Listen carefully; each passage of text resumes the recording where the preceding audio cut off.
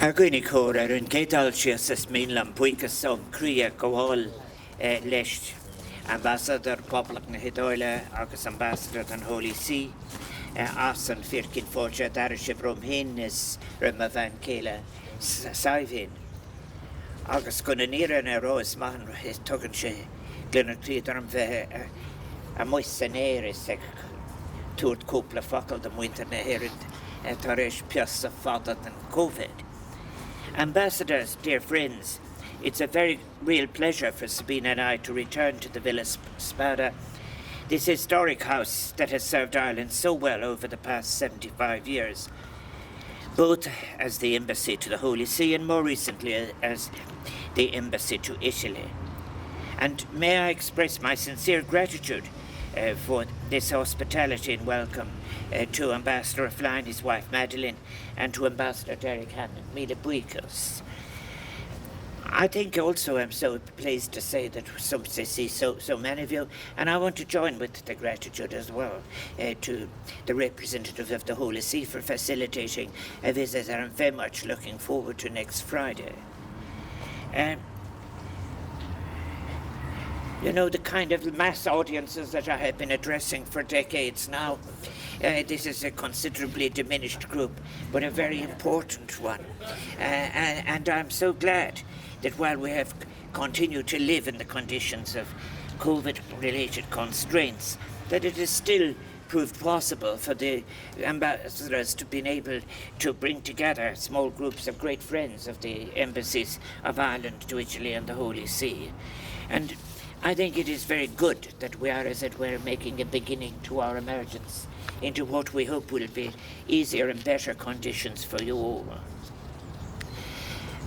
I'm also glad to say that there are some great friends of Ireland here beyond Ireland, and that is my dear friend Enrico Taranoni, and his friend who is a translator of Joyce and of so much, and so, president of the Joyce Society in Italy. I think the ambassadors have made reference to what everyone has been through in relation to COVID. And I'm sure that all of you based here in Italy have experienced many difficult consequences of the pandemic for over a year and for a year and a half, including the prolonged separation from family in Ireland. And I hope that this situation will continue to ease and that you can look forward to renewed contact with those closest to you. This experience of separation has been very hard on many people, but of course suffered to different degrees by those in terms of the resources and capacities available to them.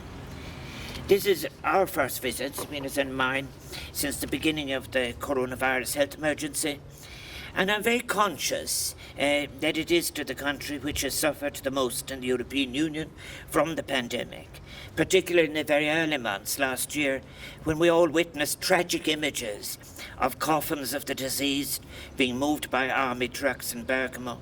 And more recently, we will have seen scenes of fires and flooding in other parts of the country, and our hearts have gone out to those affected. All of these are images that can resonate in the psyche of the Irish people, even after great distances from our own traumas. We in Ireland, together with many other countries, of course, have also been learning from that early Italian experience, and we owe a debt of gratitude to Italian doctors and professionals who share their learning of dealing with this dreadful disease with us. And while at this stage, I think progress on COVAX is what we are making progress, there are so much, I think, that we need, so much more we need to do. While progress on COVAX, for example, has been very welcome, it has been shown to be insufficient in addressing the supply program in Africa in particular. And it is my belief that Europe, and this is something we hope we'll be able to discuss with other presidents during the week, Europe, for so many reasons, not only for practical reasons, but moral reasons, should respond to the COVID-19 technology pool, CTAP, launched by the World Health Organization last year, by indicating a willingness to overcome any obstacles to participation. Time is running out to save lives on the African continent. And I'm conscious as president as well, in making public speeches, to realizing that the great expansion in population that will take place on our planet between now 2030, 2050, will take place on the continent of Africa. All of us here in Europe have had to adapt our way of living in the face of the coronavirus over the last year and a half. And while we are still dealing with the ongoing threat of the disease and its variants, it is the case that the European Union and member states have had great success in facing the medical and economic challenges caused by the virus and in developing the measures necessary to fight it. It is one of the contradictions of our time that we owe so much to science and technology that has delivered us vaccines, but also a science and technology that has presented so many great problems to us. I salute all those who have led the way in this regard in Italy, and it is appropriate that this country will significantly benefit from the economic solidarity and recovery measures being taken by the European Union. I'm visiting Rome this week at the invitation of President Sergio Mattarella, in the first instance for a meeting tomorrow with the Areolas group of presidents from those member states of the European Union whose constitutional arrangements encompass a non-executive head of state and an executive based on a parliamentary system. There are 13 of us meeting tomorrow. This informal heads of state group aims to meet annually to reflect on issues of European and international significance, and particularly try to envisage medium to short long-term approaches to obduring problems. The importance of such dialogue and reflection among the 13 presidents who will be present tomorrow, I feel, will be ever more critical in the face of the diverse threats faced by humanity in our contemporary world. The coexistence of several interacting crises, which in addition to the coronavirus emergency, range from climate change to the changed nature of work and the impact of largely unregulated technological change. And also I think as well, above all else, indeed reference has been made to my book, the urgent need to recover trust in the European street. Developing a vision of our European Union that is not confined to the market or economic forces is, as I have argued consistently over several years now in several public addresses, including those initially, an essential task for contemporary leadership. When I spoke to the Global Summit of the International Labour Organization during the pandemic in July 2020, I spoke of how the pandemic had exposed a contradiction which was being evaded, that we were operating within a paradigm of economy and social connection that was failing. And here, incidentally, I was echoing a view shared by Pope Francis. Even though we had available to us all the 20 principles of the European Pillar of Social Rights, for an ILO meeting in June 2018, I had written earlier, from this demonstrably failed model of economic assumptions, we must free ourselves, make a new balance between economy, ecology, society, and culture. And this is recognized in so many of the paragraphs of Laudato Si, for example. The idea that you can have an economics without morality, and that you can have an impact on nature without ecological responsibility, requires little less than what as has been written, a new global renaissance.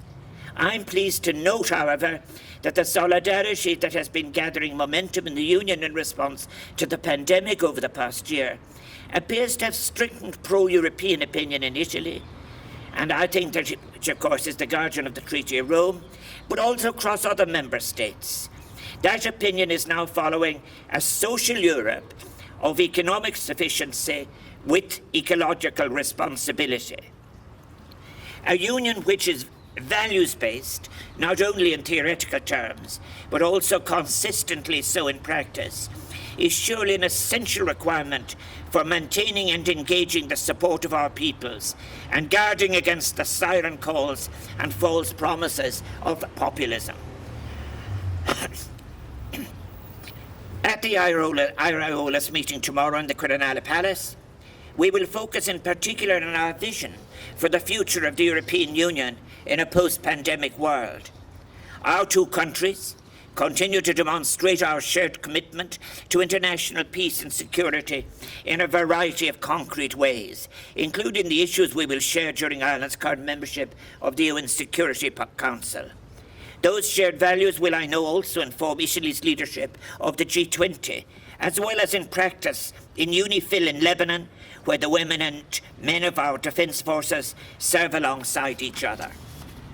In restating the readiness of Ireland, Italy and our partners in the European Union to playing our part in ensuring peace and security, we must always insist that the international order is not, if the international order is not based on the human rights of all women and men, it can never be acceptable. Unfolding events in Afghanistan surely give emphasis to the importance of basic human rights being protected and vindicated. And as President, I was so pleased to welcome the speech of our Ambassador, Geraldine Byrne-Nason. I spoke earlier of the success of the European Union and its member states in rolling out vaccination to citizens, a source of encouragement to us all. But this success must be, I repeat, be accompanied by a genuine commitment to ensuring effective vaccination programs in the developing world if our exit from the pandemic is to be a long-term one. Later this week, as I said, I will have the opportunity to discuss some of these challenges with Pope Francis, whose deep reflections on all of these issues has been so important. Indeed, he has given a lead in saying, we cannot take on an attitude of indifference, and I think this is important. And I will also very much look forward to meeting with the Director General of the Food and Agricultural Organisation, Chu Dong-yu, to discuss the leadership role Ireland is playing and can develop in the preparations for the Food Systems Summit later this month in New York. We in Ireland have a significant role in helping to achieve food security, by which I mean the production in the most appropriate way of food closest to those who will consume it, and in particular in finding ways of adapting agricultural systems and practices to the needs of climate change and development. But a sufficiency, food security.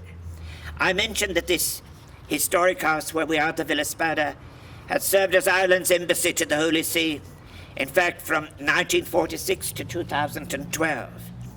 In its own way, this building, originally built in the 17th century, reflects the complexities of our shared European history and space. It was here in June 1849 that Garibaldi made a last stand against French troops who had come to the assistance of the papacy.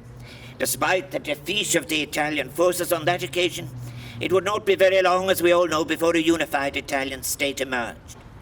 A little down the aptly named Via Garibaldi beside this embassy lies the church of San Pietro de Montorio, which is the burial place of an early generation of Irish leaders, Hugh O'Neill and Rory O'Donnell, who had sought assistance from European powers of the day. Beside that church, we find the wonderful masterpiece of high Renaissance architecture, Bramante's Tempietto, which had such an influence on the evolution of architectural styles in succeeding centuries. Last Friday morning, I received the Ambassador of Italy as something that is very moving.